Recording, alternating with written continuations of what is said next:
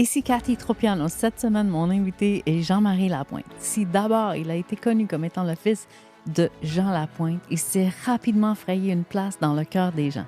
Aujourd'hui, c'est un comédien, un animateur, un cinéaste et il est à la barre de plusieurs documentaires. Avec un thème commun, c'est comment faire tomber les préjugés et la connexion humaine. Vous aurez deviné que c'est ce qui m'a rapproché de lui, cette fameuse connexion humaine.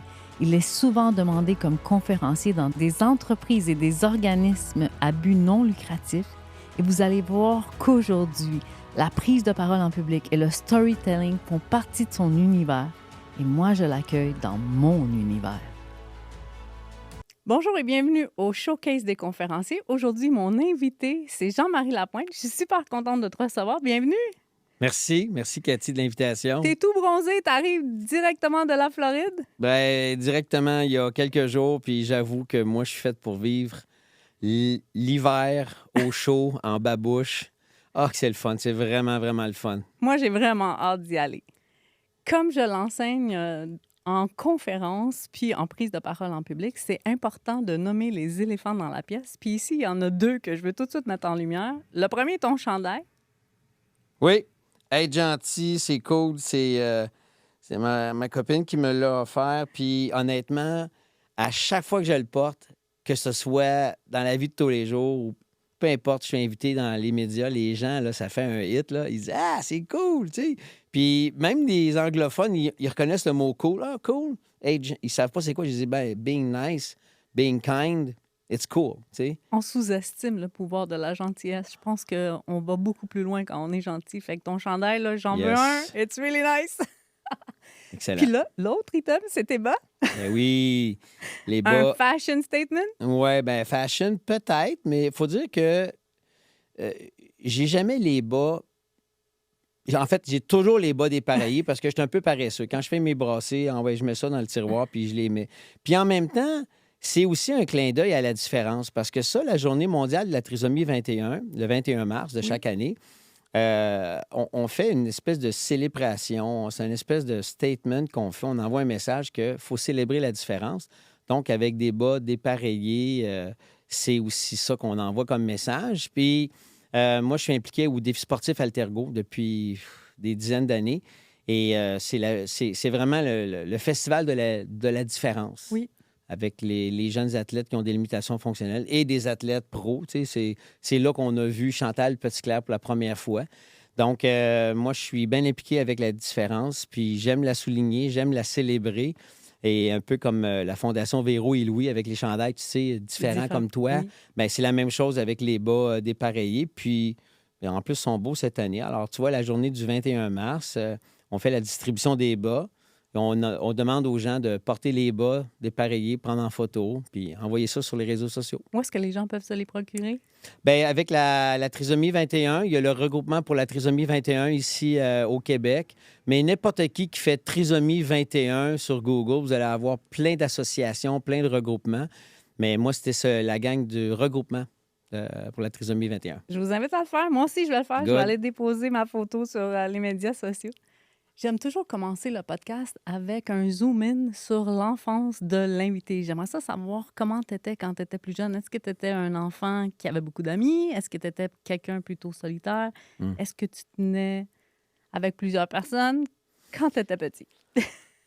Moi, j'ai plusieurs flashs. Quand tu me parles de ça, je fais un voyage dans le temps, puis je me vois turbulent dans une classe à l'école, très tannant, probablement full TDAH, mais ça n'existait pas dans ce temps-là. Donc, je me vois très, très, très turbulent, très hyperactif, mais aussi j'ai eu des soucis de santé de ma naissance jusqu'à, mettons, l'âge de 7-8 ans. J'ai eu beaucoup de passages à l'hôpital, beaucoup de séjours, beaucoup d'hospitalisations, toutes sortes de problèmes là, avec des noms longs de même. Et on dirait que... Et ça, je l'ai vu beaucoup chez les enfants, mettons, à Sainte-Justine, quand je fais du bénévolat. J'accompagne des enfants qui ont des maladies graves, qui ont le cancer ou qui vont malheureusement mourir. Et on dirait que les enfants que j'ai connus, ils étaient capables de se promener, de courir dans un corridor avec leur solité à côté, puis les parents qui courent, puis ils traînent les fils en arrière, puis les corps. Puis, tu sais, quand tu es dans l'instant présent, ça, c'est le synonyme de l'enfance. Tu es dans l'instant présent. Mais on dirait que on te prive de pouvoir jouer parce que tu es malade, mais quand la récréation part, tu y vas. Donc, moi, il y avait un peu de ça. J'ai l'impression de... J'étais malade, puis quand j'étais plus malade, bien là, j'y allais à fond, tu sais. Alors, ça, c'est les souvenirs que j'ai, mais j'ai pas le choix d'être complètement honnête puis de dire que j'ai aussi vécu beaucoup, beaucoup d'anxiété, beaucoup d'insécurité parce que papa, à ce moment-là, buvait. Oui. Alors, tu sais, ça crée de la dysfonction dans une famille, l'alcoolisme ou toute dépendance. Ça crée de la dysfonction. Puis nous, les enfants, on est des éponges. On n'est peut-être pas capable de nommer ce qui se passe, mais on ressent. Et quand tu ressens ça, bien, ça t'envoie des fois un petit message de «Oh, t'es peut-être pas un bon garçon». Tu te Oh culpabilises my God. de l'atmosphère de marde qu'il y a dans la maison alors que tu n'as rien fait. Mais ça, c'est un autre sujet, ça, c'est un autre podcast. Mais c'est aussi ça, là. Le petit Jean-Marie, c'est le petit Jean-Marie qui veut vivre, mais c'est le petit Jean-Marie qui a peur aussi. Tu sais, c'est ça beaucoup mon enfance. J'ai l'impression qu'on t'a demandé d'être adulte beaucoup avant ton temps, là. Je pense qu'on t'a Ouais. donné, t'as pris la responsabilité sur toi bien avant ton temps. Oui, et ça, en psychologie, en éducation, on va parler de la parentification. Ça, c'est les rôles qui s'inversent. Inverse. C'est toi qui deviens le père de ton propre père ou la mère de ta propre mère parce que le papa, il est dysfonctionnel, la maman n'est pas là, ou quoi que ce soit. Donc, ça vient que tu te responsabilises ou tu te donnes des rôles de responsabilité qui sont souvent très encouragés et très valorisés. Je veux dire, même mes oncles, les amis de mes parents disaient «Ah, toi, là, mais une chance, t'es là pour ton père et Oui, ta c'est mère. ça. Tu sais, tu te fais dire ça, tu sais pas du tout que ça vient avec une pression, mais tu enregistres, en tout cas, moi, le verre est à moitié plein. Alors, moi, j'enregistrais ça comme «Oh, je suis un bon garçon, donc je suis valorisé dans ce rôle de prendre soin de mes parents». Donc, c'est pas étonnant que je fasse du bénévolat. C'est pas étonnant que je me sois lancé dans l'humanitaire parce que c'est ce que je connais. La différence, c'est que je le fais pas pour être valorisé. Je le fais pas pour être maintenant. Je le fais pas pour me faire dire t'es donc bien hot de faire ci, faire ça, de t'impliquer avec tel cours. Non, non.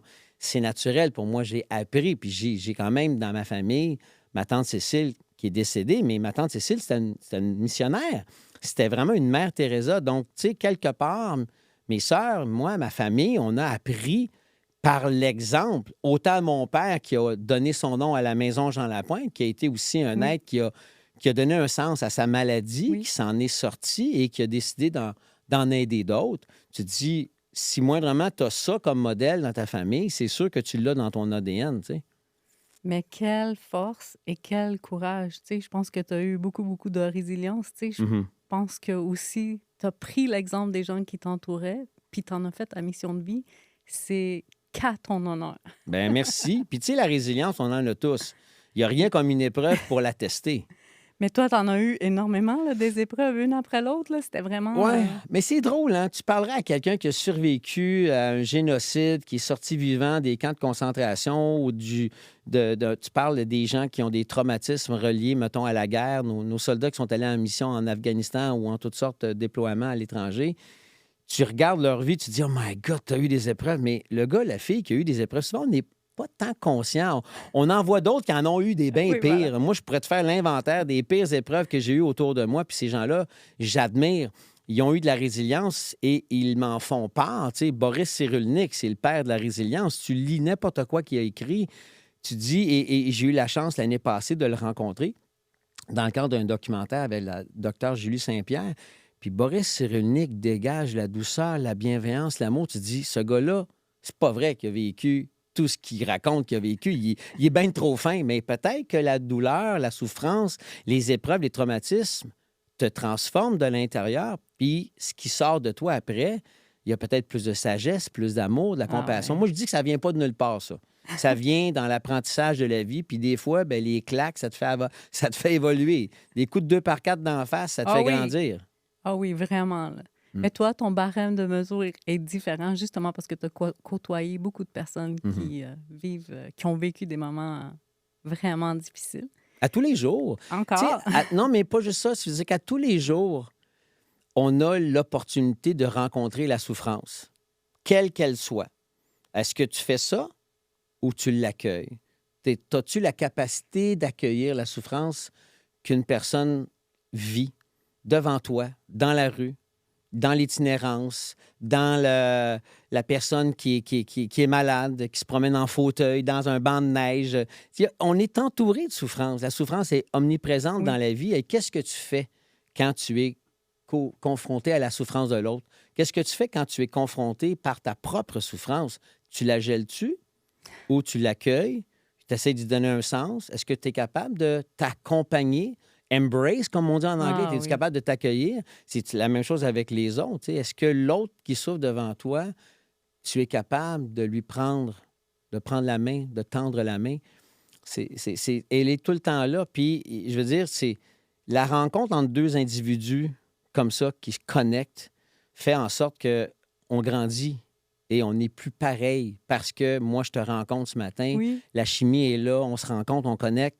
Bien, c'est sûr que dans mon échelle de vie, tu en fais partie, même si ça dure 5 minutes, mais tu as eu une petite place dans mon cœur, puis c'est la même chose pour toi. Oui.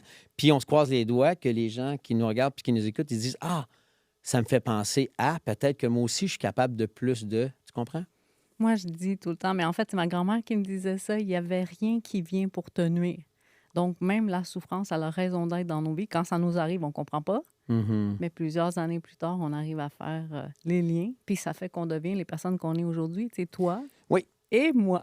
Ben, tu sais, l'expression « il n'y a rien qui arrive pour rien Oui. », c'est vrai, sauf sur le coup, des fois, tu as la position de « Ah, pourquoi moi? Pourquoi ça m'arrive à Ah moi? » oui. Puis l'autre position, c'est « Ah, OK, mais qu'est-ce qu'il y a comme cadeau mal emballé dans cet enseignement-là? Tu sais? Qu'est-ce que je peux en retirer pour me faire grandir et aussi contribuer à faire grandir les autres grâce à mon expérience? » Donc, soit tu te positionnes en victime, tu connais l'expression, tu sais, l'alcoolique, pour me another drink, tu sais. C'est une J'avais vieille jamais expression. entendu Ouais, tu sais, hey, pauvre de petit moi, tu sais, moi, je l'ai ça, tu sais. Mais c'est ça. Donc, tu as toujours la possibilité, à tous les jours, faire face à une intersection. Tu tournes à droite ou tu tournes à gauche, tu sais. Le choix t'appartient, tu sais. Moi, en tout cas, je veux pas me victimiser. Je trouve que ça donne rien de bon de m'apitoyer puis de me victimiser. Puis c'est pas vrai. Il faut geler ses émotions. Il faut les pleurer. Il faut les crier. Il faut que tu les vives, tes émotions. Mais je veux pas mariner là-dedans trop longtemps parce que j'avais lu Yann Martel, celui qui a écrit Histoire de Pi. Il avait dit choisir... comment est-ce qu'il avait dit ça? Ça fait longtemps que j'ai sorti. Parce que moi, je les collectionne, les citations. Hein? Choisir le doute comme philosophie de vie Oui. équivaut à choisir l'immobilité comme moyen de transport. Ah. Alors, c'est ça l'affaire, c'est que je veux pas rester sur place, pas trop longtemps. Oui, je me fais ramasser par une épreuve, par une souffrance, par un deuil, par quelque chose, mais je veux pas rester là-dedans. Je vais vivre l'émotion, je vais en parler, je vais essayer d'y trouver un sens. Move forward. On passe à autre chose. Quel On message l'essaye. important. Quel message. C'est la base. C'est puissant. simple. Pas toujours facile à faire, mais c'est simple. Ça, c'est très bien dit. C'est Ouais. pas toujours facile Non. à faire. C'est simple. On le Non. sait avec notre tête, mais des fois, Ouais. on doit juste passer à travers ces moments-là. Voilà. Merci pour ce partage vraiment puissant. Ben, là. merci, c'est tout. Non, c'est pas OK, tout. fou. On continue. En fait, je reviens aussi encore à ton enfance. Je te pose la question parce que vu que tu étais dans les hôpitaux, est-ce que ça t'arrivait que les professeurs, mettons, te demandaient des exposés oraux? Parce qu'on revient à la conférence puis à la prise de Ouais. parole en public. Est-ce que jeune, tu devais faire des exposés oraux ou pas du tout? C'était obligatoire. C'était obligatoire. À l'école, que ce soit au primaire ou au secondaire, il fallait faire des exposés oraux. Puis j'aimais pas ça. C'est drôle, hein? J'aimais pas aller sur la scène à ce moment-là puis devoir partager, parler, structurer de quoi. C'est drôle que le fait que je fasse des conférences aujourd'hui, ça va à l'opposé de ce qu'on me demandait plus petit. Mais la différence, c'est que c'était imposé à l'époque. Puis là, je réfléchis à voix haute avec toi, tandis qu'aujourd'hui, ça vient aussi de l'intérieur. Oui, on m'a demandé, on aimerait ça t'avoir pour que tu viennes nous parler du bénévolat, de l'engagement humanitaire que tu as. Oui. Mais là, c'est parce que c'est de parler de quelque chose qui me fait vibrer, tandis que quand tu as un sujet imposé à l'école et que tu as sweet fuck all l'idée de ce qui va sortir, la structure de tout ça, moi, je ne savais pas comment, puis... Tu sais, une gang de gars, je suis allé au collège Notre-Dame, juste une gang de gars, on se garoche des compas, des espèces, on se garoche des stylos. Tu sais, on pouvait se niaiser entre nous autres. Puis, tu sais, fallait être checké, fallait être bon, là, parce que sinon, là, ton public, il pouvait être très, très, très, soit vorace ou encore, tu sais, tu avais le choix. Donc, moi, je peux pas dire que j'ai tripé à faire des exposés oraux quand j'étais plus jeune.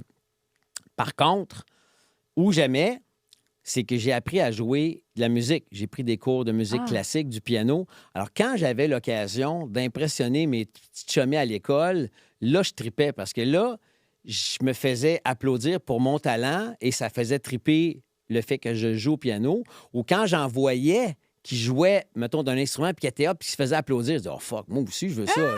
J'aime ça recevoir ça. Tu sais, j'aimais recevoir cette dose-là. Pas dans les exposés oraux à ce moment-là. Aujourd'hui, c'est différent. J'adore offrir des conférences. J'adore partager. J'adore ressentir l'émotion des gens. J'aime raconter. Je veux dire, j'ai eu mon père, Jean Lapointe, qui savait drôlement raconter des histoires. Donc, j'ai appris en l'observant. Mais je peux pas dire que je tripais à préparer tout ça. Par contre, aujourd'hui, j'ai du fun, puis c'est drôle. Hier, j'offrais pour la première fois une toute nouvelle conférence sur l'approche aidance. OK. Et puis, c'était pour l'organisme Albatros à Drummondville. Et j'avais structuré de quoi, mais tu sais, en même temps, par insécurité, j'avais 8 pages de notes, puis j'en ai peut-être passé la moitié de une. Je me surpréparais parce que j'ai toujours cette espèce de sensation quand je fais quelque chose, je ne veux pas décevoir. Je veux que les gens qui payent un billet repartent enrichis, pas déçus, mais qui se disent « Hey, j'aurais payé 1000 pièces puis ça leur a juste coûté, mettons, 10 ou 20. » Moi, c'est ça que j'aime. C'est pas tant une pression que c'est un souhait. Je souhaite que les gens repartent habités, enrichis et qui se disent « J'ai passé une belle soirée. » Ça, c'est mon souhait. Mais quand c'est une nouvelle conférence, bien là, il y a le syndrome de l'imposteur. Alors, je parlais à Marie-Philippe, mon agente, puis là, je disais « Peux-tu m'aider à structurer mes idées puis le kit? » Elle dit « Ben garde ça simple, le grand, là. C'est pas compliqué, là. Tu vas parler d'accompagnement de fin de vie. Bien, il y a 3 points majeurs. Il y a ta mère. Quand ta mère est morte, ça t'a reçu un coup de 2x4 d'en face.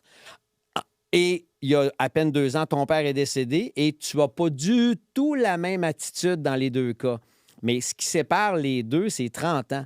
30 ans de vie, 30 ans de bénévolat en soins palliatifs, 30 ans de formation, 30 ans d'évolution émotive, psychologique, spirituelle. Bien, ça, là, c'est entre les deux-là. Vu que tu n'es pas le même gars entre du point A au point B, ça serait le fun que tu parles. Qu'est-ce que tu as fait entre les deux qui t'a fait évoluer? Comment tu as grandi? Qu'est-ce que tu as fait pour cheminer? Parce que ce que tu incarnes, cette transformation-là, tu peux l'enseigner à d'autres, tu peux le partager à d'autres. Parce qu'il y a beaucoup de gens qui, au moment où on se parle, sont en train de perdre un proche et qui sont perdus, ils sont démunis, ils se sentent impuissants, ils se sentent vraiment là, angoissés. Oui. Mais c'est fucking normal. Mais oui, parce que c'est des choses qui nous affectent. Est-ce que tu as réussi à leur raconter ou est-ce que, vu que c'était vraiment des parties de ta vie qui étaient vraiment très, très personnelles, est-ce que tu as été ému? Parle-nous de ça un moi, peu. Tu me parles d'émotion. Oui. L'émotion monte. J'ai la vulnérabilité à fleur de peau et je pense que c'est ce que les gens ont aimé hier, puis c'est ce que les gens aiment, point.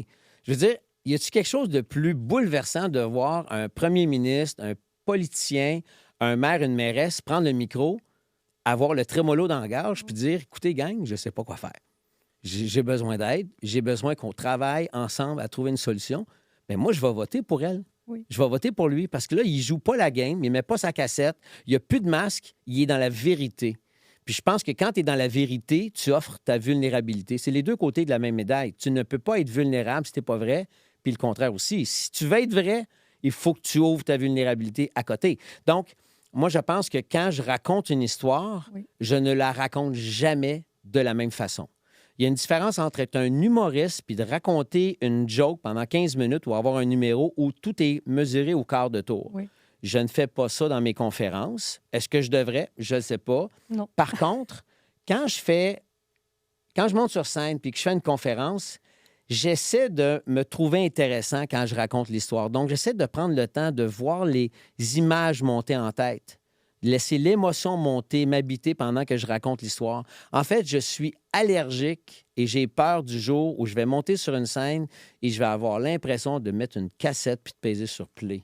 Je veux jamais vivre ça. Et c'est pour ça que je suis pas un workaholic qui va faire 4 conférences dans une journée. À moins que ce soit 4 conférences différentes. Mais s'il faut que je rentre dans une école, je l'ai déjà fait et je ne veux plus jamais refaire ça. D'accord. Je rentre dans une école et je vais faire 3 fois la même conférence dans la même journée. Non, merci. Je préfère faire moins d'argent, Puis c'est pas parce que je veux pas faire d'argent, mais je vais avoir l'impression de regarder ma montre, de dire, cette fille, il me reste 22 minutes, il me reste... je déteste ça parce que j'ai l'impression de faire de la saucisse en grosse quantité. Donc, je fais moins d'argent, je fais peut-être moins de conférences dans une semaine, dans une journée, mais quand je la fais, c'est full on.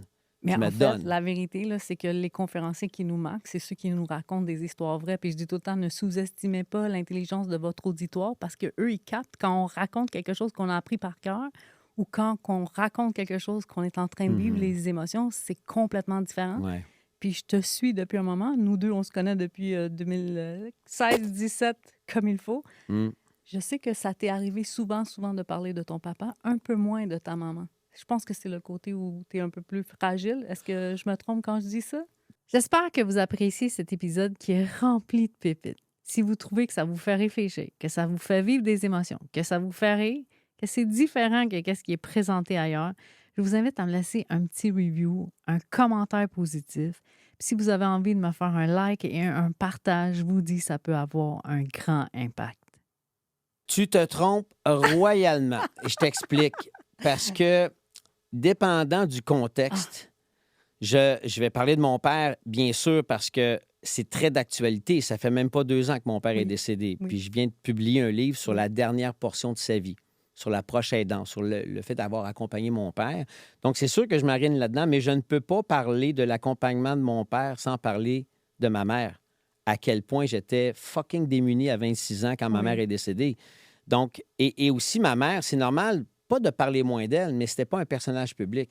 Mon père, pour une certaine génération, Jean Lapointe, c'est un king, là. Oui, vraiment. C'est pas juste la maison Jean Lapointe, c'est un grand acteur, c'est un artiste, c'est un chanteur, c'est un humoriste. C'est quelqu'un qui a fait du bien, c'est un Multiple philanthrope. talent. Multiples talents. Mais c'est sûr que Jean Lapointe, pour des 30 ans et moins, c'est what the fuck? C'est sûr que Jean Lapointe, à part peut-être pour certaines personnes qui sont allées en thérapie, Jean Lapointe, ça dit pas grand-chose.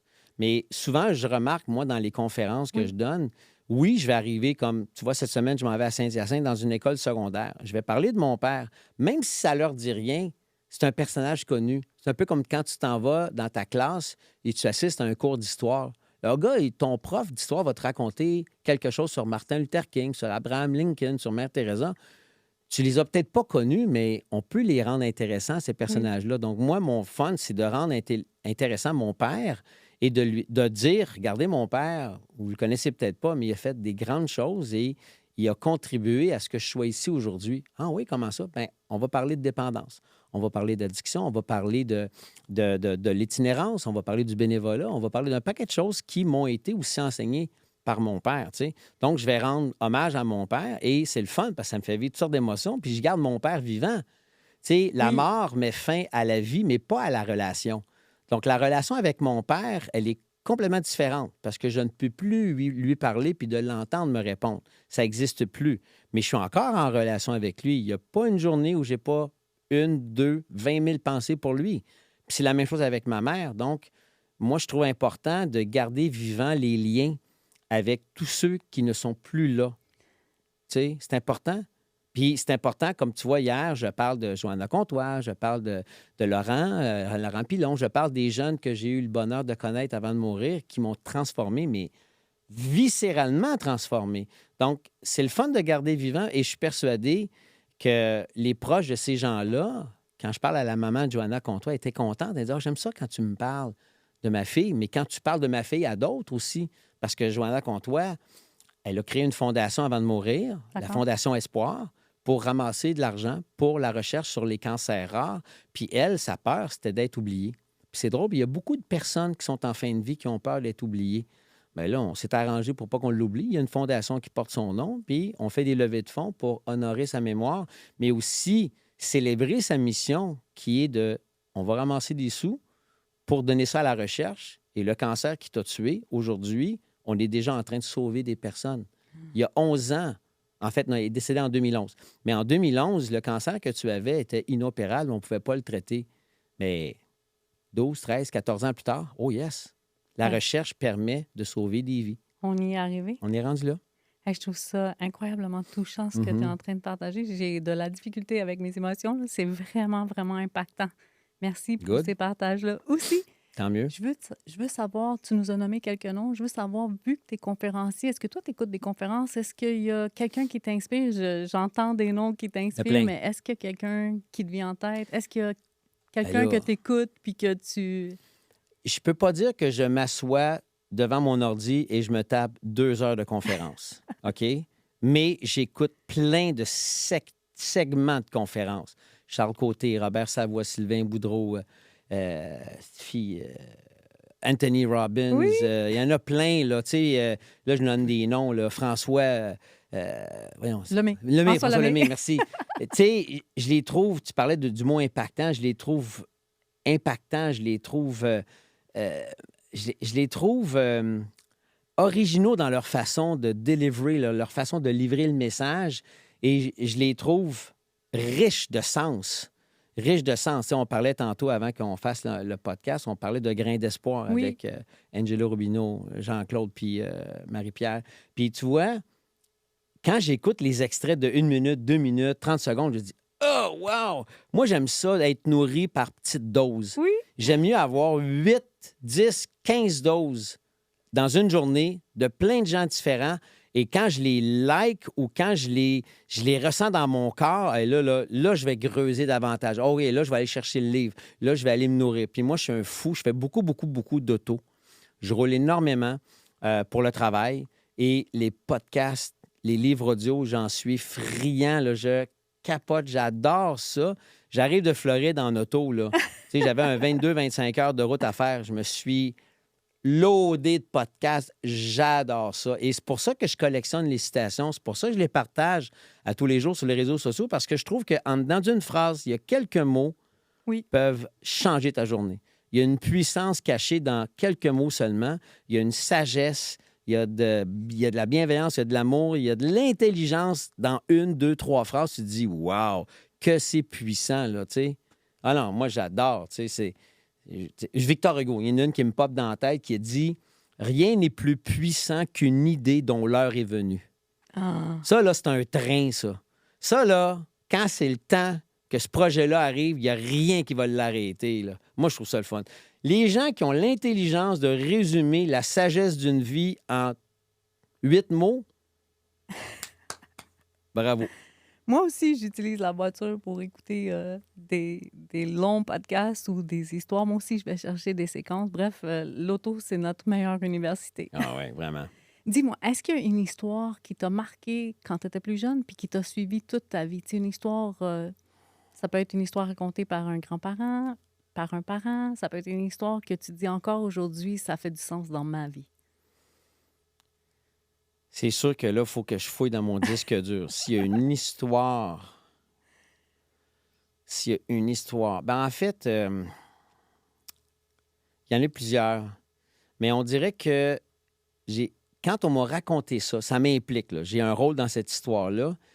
Mais ma tante Cécile, je t'ai nommé tantôt ma tante Cécile, et sœur Joseph de Sainte-Agnès, son nom de religieuse, parce qu'elle était dans la communauté des petites sœurs des pauvres. Écoute, ça, c'est quelque chose. Je t'en fais 2.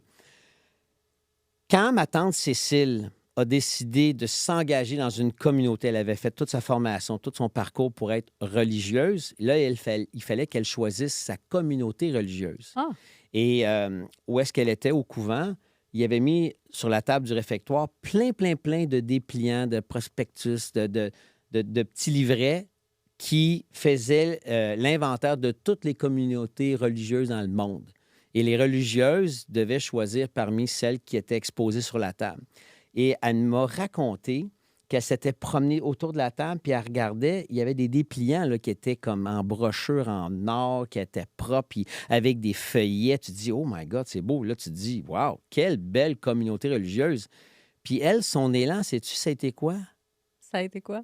De regarder le petit Christy de dépliant qui était tout moisi, tout croche, à peine relié, celui qui faisait le plus dur. Elle s'est dit, si cette communauté n'a même pas assez d'argent pour faire un dépliant qui a de l'allure, c'est parce qu'ils ont vraiment besoin d'aide.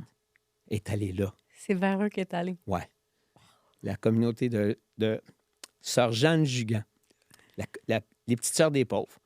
Alors moi, là, quand j'entends ça, je me dis, quelle humilité, Quelle grandeur d'âme, quelle belle femme. C'est la femme la plus heureuse que j'ai eu à rencontrer de toute ma vie. Et c'est celle qui a le moins de possession, c'est celle qui n'est pas du tout dans l'ego, et c'est celle qui trouve que, oh mon Dieu, je suis donc petite devant le Seigneur. Est-ce qu'elle est innocente? Je veux dire, comment, ma tante, tu peux dire que tu es petite alors que tu es la femme la plus merveilleuse que j'ai rencontrée? Alors, imagine, moi, je suis tout petit, là. Et ma tante, elle, à part pour des longs stretches, c'est une missionnaire. Donc, à un moment donné, elle était partie tellement longtemps que mon père, lorsqu'il l'a revue, ça avait pris 20 ans. Il a été 20 ans sans voir sa sœur. C'est fou, là. Alors, tu sais, quand elle revenait au Québec, parce qu'elle était en France, elle se promenait, quand elle est revenue au Québec, hey, c'était le party parce que la communauté, le clan La Pointe se réunissait parce que ma tante Cécile est là, elle est au Québec, elle est avec nous. Là, c'est tout le monde, là, on se garoche sur elle. Puis moi, je me souviens pas de cet événement-là. Mais ma tante Cécile m'avait dit, quand je l'avais rencontrée, et là, je la vois, ah, c'est ma tante Cécile. Je n'avais entendu parler, là, j'avais peut-être 5, 6 ans, 7 ans, je ne sais pas. Mais il paraît, c'est elle qui me l'a raconté, il paraît que j'étais venu à elle, tout petit blond, tout petit garçon, et je lui ai dit, tante Cécile, est-ce que c'est vrai que tu as le petit Jésus dans ton cœur?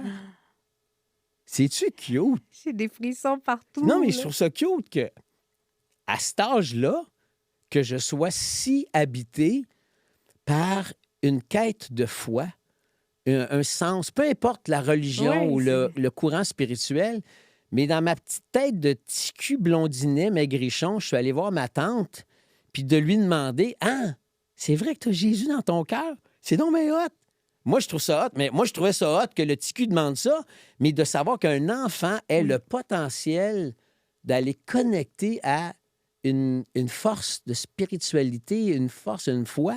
Ah, ça veut dire que si tu as le petit Jésus dans ton cœur, tu dois être assez fine, hein? Hey, j'ai besoin de toi. C'est ça que ça veut dire. Je veux toi. Je veux de toi dans ma vie. Je veux que tu me parles. Je veux que tu m'enseignes parce que moi, Jésus, il est hot, là.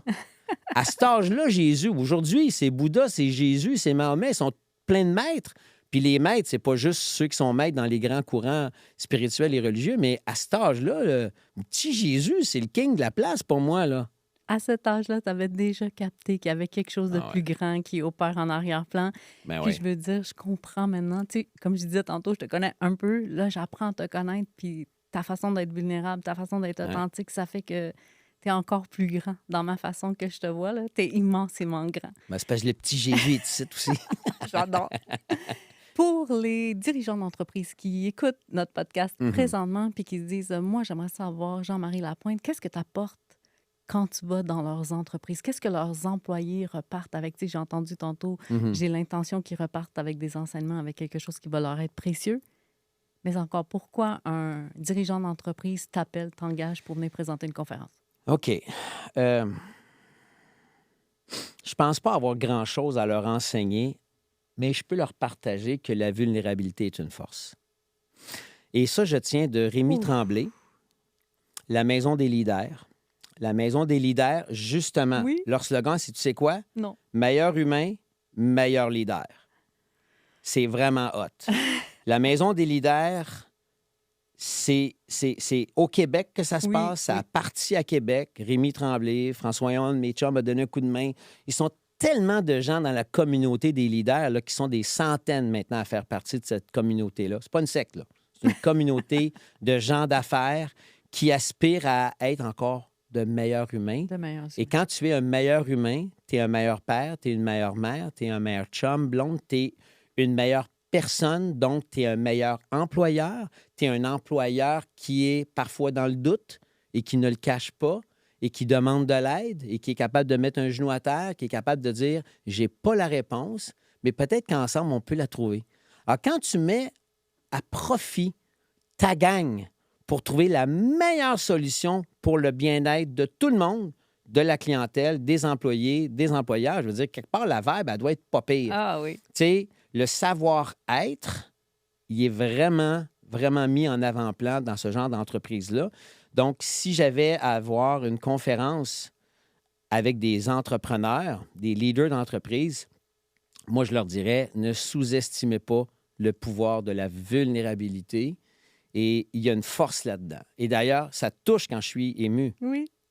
Ben, moi, voir un boss qui rentre à la job, qui est fessé par une épreuve, Oui. mais qui ne fait pas semblant, mais qui ose la montrer avec nous autres, puis qui se disent, écoutez, je suis pas à mon meilleur, mais je rentre pareil parce que j'ai besoin de vous autres, bien moi, je vote pour ce boss-là. Parce que le boss, il va nous amener aussi à avancer avec, parce que c'est le même boss qui va être capable de driver le show, et ça ne veut pas dire que tu es faible quand tu oses ta vulnérabilité. Parce qu'on est tous vulnérables. On vient au monde vulnérable, on meurt vulnérable. Le piège, c'est de penser qu'entre les deux, là, on ne l'est pas. On dit, non, non, je suis un tough. Ben oui, c'est vrai. Tu peux penser que tu es tough, mais non, non. La vulnérabilité, c'est encore plus beau. Moi, je retiens ça. La vulnérabilité, c'est un super pouvoir. Puis c'est Ouais. vrai que les patrons, habituellement, sont dans une façade. Nous, les employés ou les employés, perçoivent pas toute la réalité. Puis quand un patron se permet d'être vulnérable, ça change la ouais. perspective de bien des gens. Ouais. Ça Il fait y a- un patron humain aussi. Oui, Un patron qui comprend, un patron qui est bienveillant, puis un patron qui est aussi ouvert à te recevoir aussi. Moi, je Oui. pense que ça peut être une belle rencontre. C'est la fin, là? Je te Non. vois dans ta face. Non. J'ai peur que ça soit la fin.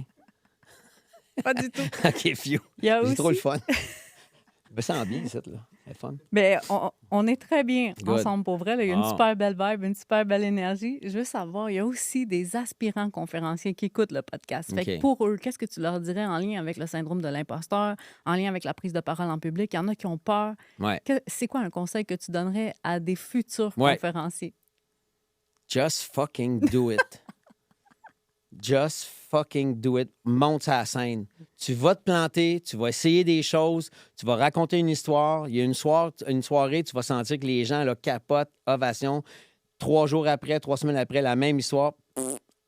Essaye. Amuse-toi, surtout, amuse-toi. C'est normal d'avoir le trac, c'est normal d'être énervé, c'est normal d'avoir un sentiment de vouloir performer. Tout ça, c'est correct, ça fait partie. Mais tu sais, monte sur la scène.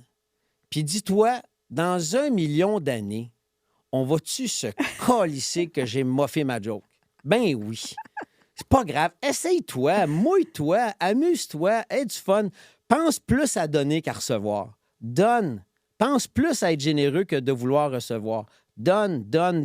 Tu regretteras jamais d'avoir donné. Et voilà. Donne. Ça c'est tellement puissant comme message parce que les conférenciers sont souvent, ceux qui ont peur, sont souvent axés sur eux. Ben ouais. Mais si on focus sur le message qu'on vient partager, quand on focus sur qu'est-ce qu'on donne, Ben ouais. notre présence, elle est encore plus importante. Ben c'est que faut que tu te dises, et rappelle-toi, pour qui t'es là?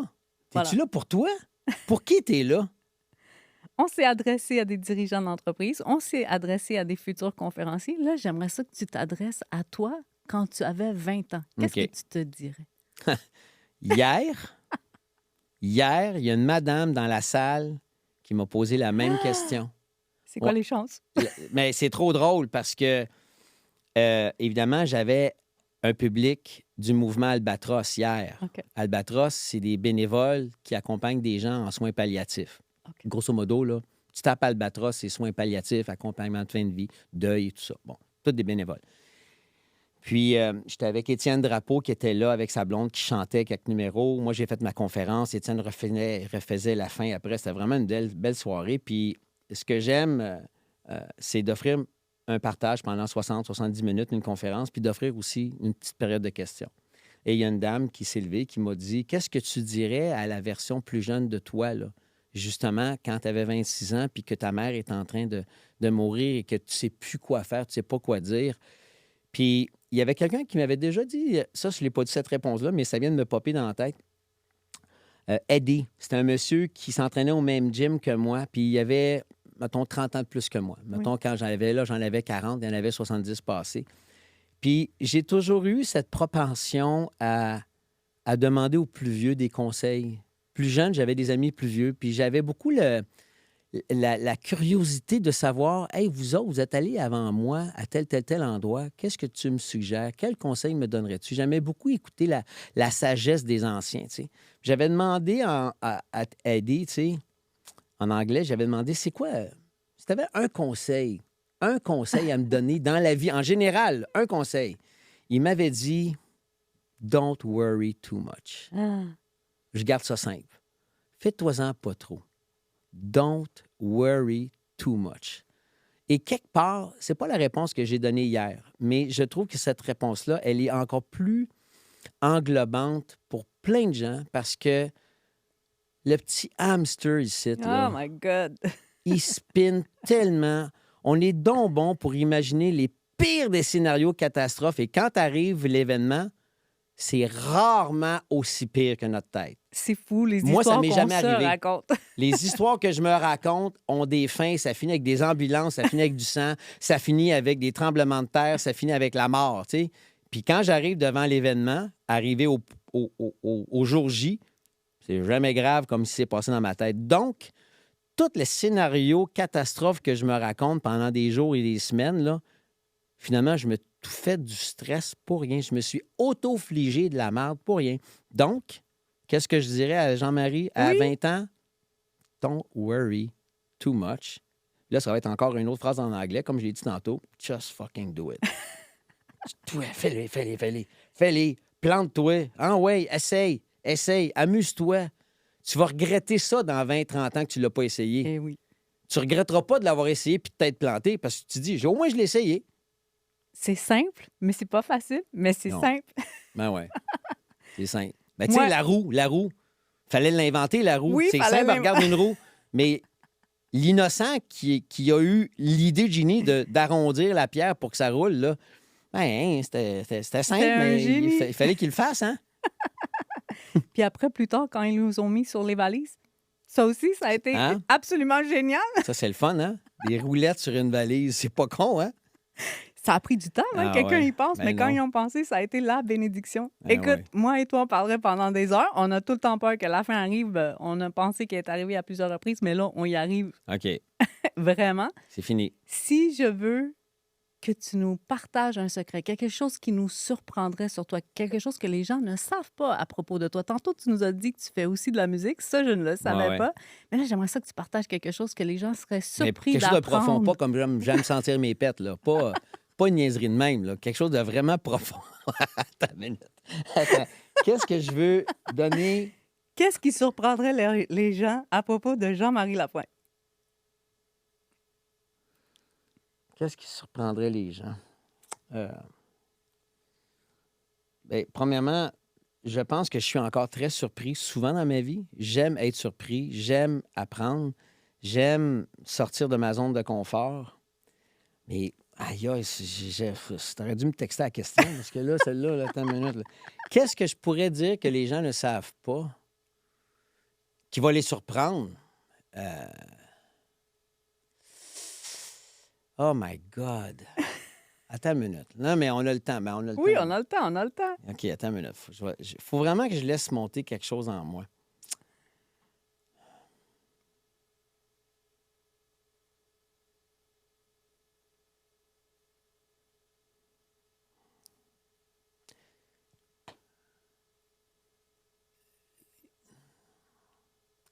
Je pourrais te dire que je suis un gars qui est insécure.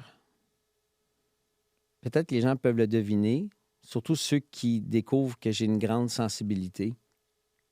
Je suis un paresseux. Je suis un paresseux, mais qui se botte le cul. Je suis un paresseux. Et il y a quelqu'un qui m'avait dit, c'était un beau compliment, il dit, les êtres les plus paresseux que je connais, c'est les plus intelligents. Oui. Parce que quelque part, on le sait qu'on va y arriver anyway. Donc, je peux procrastiner, je peux être paresseux, je peux être insécure. Des fois, je peux être jaloux, je peux être envieux. Puis qu'en même temps, aujourd'hui, j'accueille tout ça. J'accueille le côté ombre, le côté moins le fun. Parce que je me dis, c'est correct, c'est humain, c'est normal. D'avoir des comportements anormaux dans une situation anormale, c'est normal. Ça se peut que tu aies dit des niaiseries quand ta mère était malade. Ça se peut que tu aies eu honte de tel comportement, puis toi-même, tu les as répétés, ces comportements-là. Ça se peut. Mais tu sais, de dire des choses pas le fun, de faire des choses anormales dans un contexte anormal, c'est normal. Donc, de me ramener là-dedans, puis de me donner un peu de bienveillance, puis d'accueillir tous ces astifies de défauts dégueulasses, là, yeah, c'est correct. Accueille-le.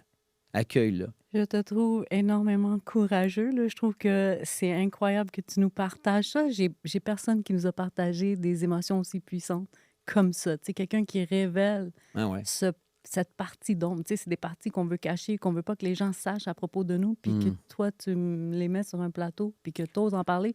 Je te trouve courageux, je te Ben oui. trouve admirable. Ben merci. Mais tu sais, c'est correct d'avoir peur. Tu sais, j'ai été longtemps privé de travail, d'argent. J'en ai arraché.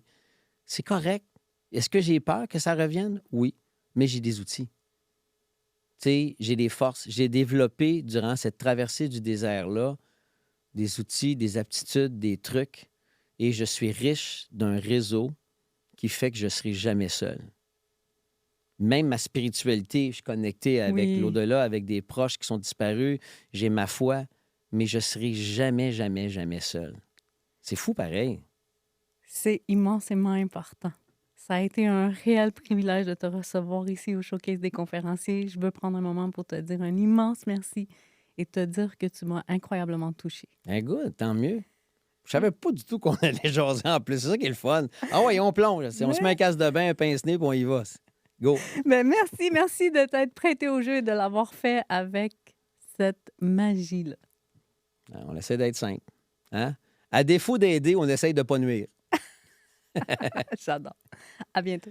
Bye. Merci d'avoir été à l'écoute du podcast Le Showcase des conférenciers. Si vous sentez que vous aussi, vous avez un message à partager, si vous sentez que vous aussi, vous voulez impacter les gens, si ce n'est pas encore fait, je vous invite à vous abonner et à me suivre sur les réseaux sociaux, à m'envoyer un DM avec le mot ovation et vous allez voir que c'est votre accès le plus direct à une scène, votre accès le plus direct à une standing ovation. Et moi, en attendant, je vous donne rendez-vous sur le prochain épisode de podcast, l'endroit où chaque histoire résonne fort dans l'univers. Et je vous dis à presto!